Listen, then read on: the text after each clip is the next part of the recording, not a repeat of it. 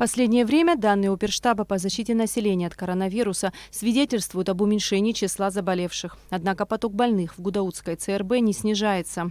Замминистра здравоохранения Алхас Канджари заступил на дежурство в госпиталь в качестве врача и рассказал о ситуации в ковид-центре. Миновали нас праздники, а именно Хрифама, Старый Новый год.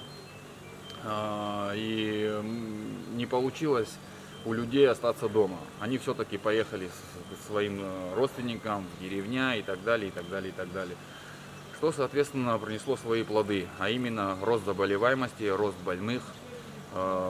Мы, конечно же, в ближайшее время все-таки ожидаем некий спад, да, именно поступающих больных. Но говорить о том, что сейчас он есть, я не скажу. Оценивая ситуацию со стороны, ты имеешь одну картину.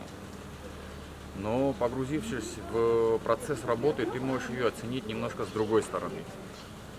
Поэтому я в первую очередь медицинский работник, я врач. И я не могу оставаться в стороне, когда мои коллеги испытывают колоссальные нагрузки и нуждаются в помощи.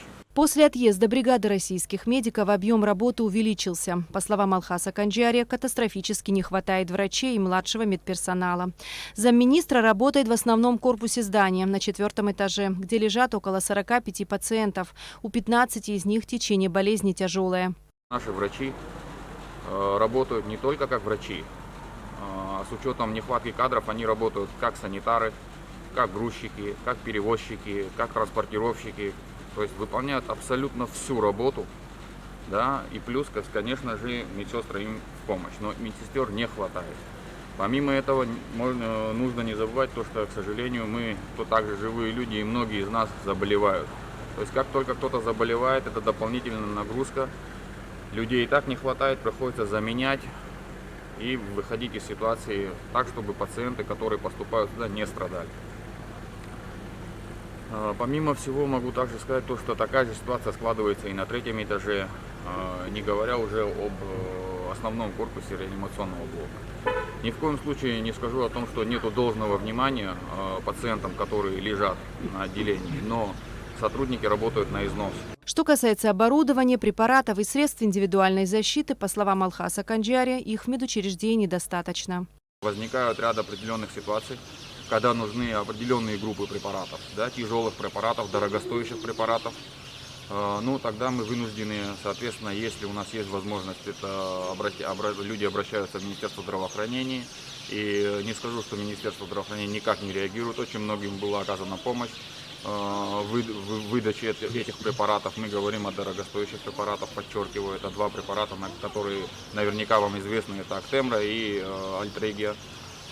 Вот. В остальном, в принципе, достаточное количество и препаратов, и СИЗов, не говоря уже о диагностических каких-то моментах, то есть КТ у нас работает, рентген работает.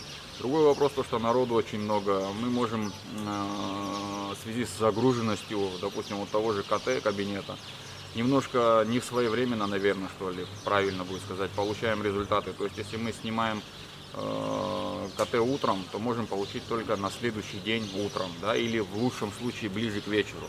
Пациенты поступают сюда из разных районов республики. В основном это больные старшего и среднего возраста. Тяжелых много. Большинство целыми днями лежат на животе с трубками во рту. Другие уже идут на поправку. Основное осложнение – это двусторонняя пневмония, сопровождающаяся легочно-сердечной недостаточностью.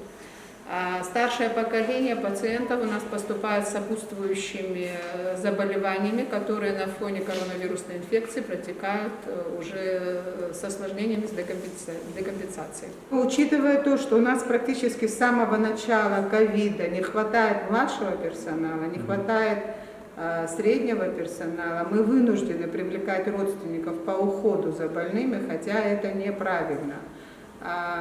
И есть члены семьи, которые реально, благодаря которым многие больные улучшилось их состояние, помогли нам в выхаживании, в лечении этих пациентов.